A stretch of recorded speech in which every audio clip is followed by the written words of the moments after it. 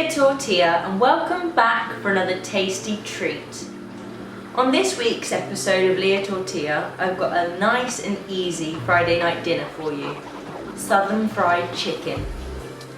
To begin our recipe for southern fried chicken, over here in my pan and on a medium heat, I have 2 litres of vegetable oil.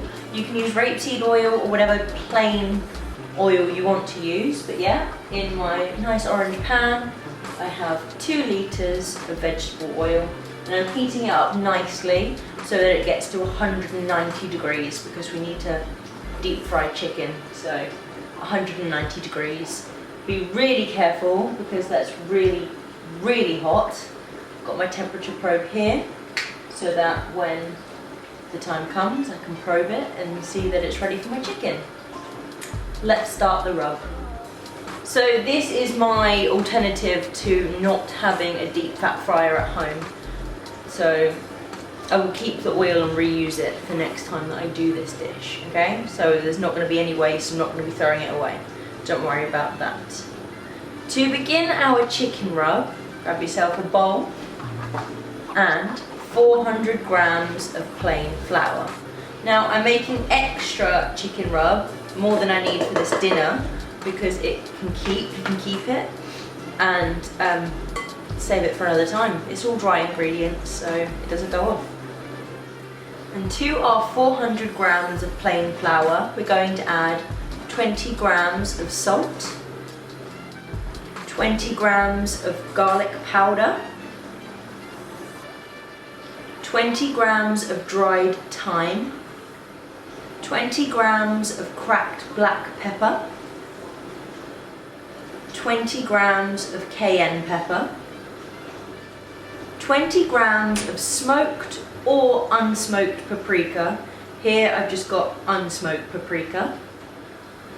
And then 20 grams of blackened Cajun seasoning. And as always, a list of ingredients will be listed in the description below. And then once you've got all of your dry ingredients in a bowl, it's probably best to grab a wooden spoon and then combine it all thoroughly.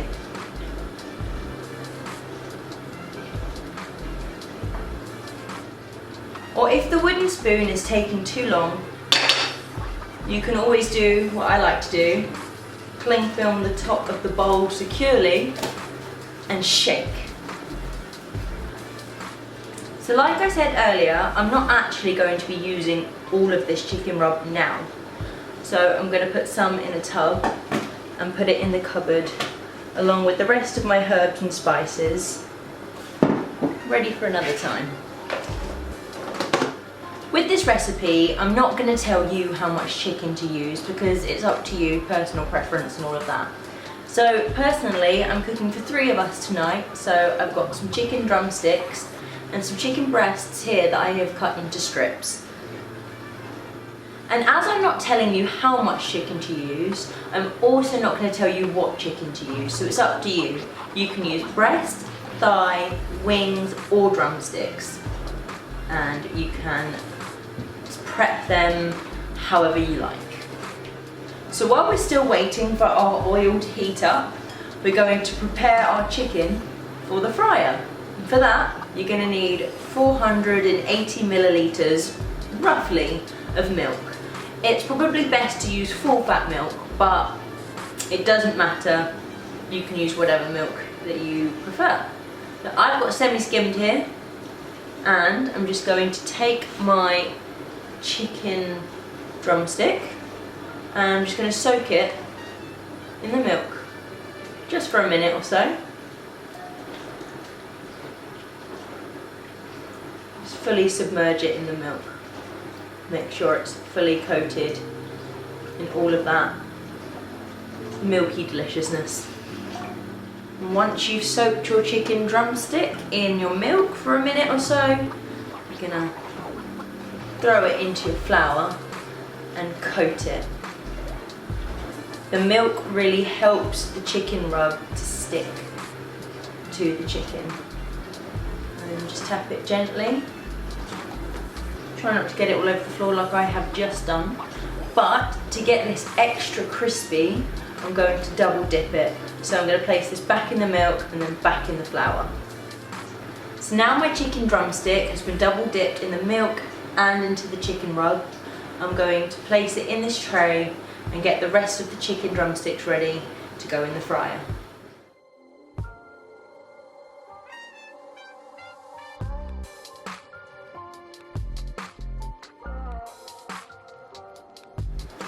So my chicken drumsticks are all ready and dusted with the chicken rub, and I'm going to do exactly the same thing to my chicken strips here. So I've got them soaking in the milk, and then I'm going to chuck a few at a time into my chicken rub and coat them thoroughly. Just a little tip, if you don't have a temperature probe like I have, you can always use these claggy bits that get stuck to your fingers to test if your oil is hot enough. So you just take a piece and gently place it in your oil, and if it starts to bubble and cook and rise to the top, then your oil is ready to go. So now our oven fried chicken is fully prepared and ready to go in the fryer. The fryer is up to temperature. What I've done here is prepare myself an oven tray where I've lined it with some baking paper, and I've got my oven grill tray here, so that when the chicken is nice and golden brown and it's gone nice and crispy, we can take it out of the fryer and place it onto our oven tray and into the oven so that it can cook through thoroughly. So now is the time you need to heat your oven to 180 degrees. So now our oil is up to temperature, it's time to fry our chicken. Now please be careful, do not overfill the fryer, or the pan with the oil, should I say, because the oil is very hot and I don't want you to burn yourself, I don't want you to ruin your kitchen, just please be careful. So to start, I'm going to start with one chicken drumstick. I've tapped the excess flour off of it, chicken rub, sorry, and I'm going to place it in the fryer, in the oil, away from me, gently. That's one. I can probably fit another two in, but gently does it, okay?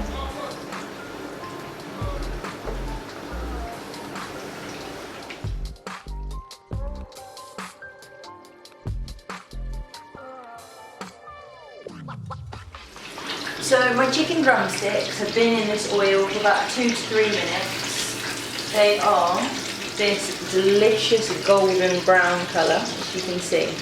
So they're ready to come out and go into the oven. And with my chicken breast strips, it's exactly the same principle. Put them in there gently, away from you. Do not touch that oil and do not overfill your pan. These take less time to cook as it's breast and it's not on the bone. So you can probably leave these in for 5 minutes and they'll actually be done and you won't need to put them in the oven. But if you are really paranoid about having fully cooked chicken, then leave them in there for 3 to 4 minutes and then stick them in the oven. And how you know your chicken is done is, well, obviously when it's not pink in the middle anymore, but if you take a temperature probe to it and it's reading 65 degrees or above, then your chicken is done and it's fine to eat, it's safe. There you go. Just another tip. There we go. I'm just going to pop these in the oven for 10 minutes or so until they reach 65 degrees or above. Just look how deliciously crispy this chicken drumstick looks. Bet you're jealous.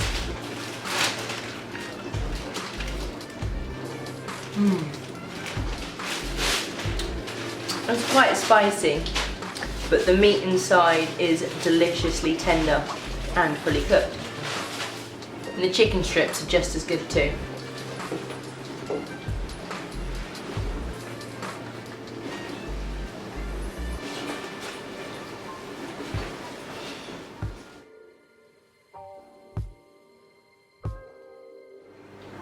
Thank you for watching this episode of Lia Tortilla.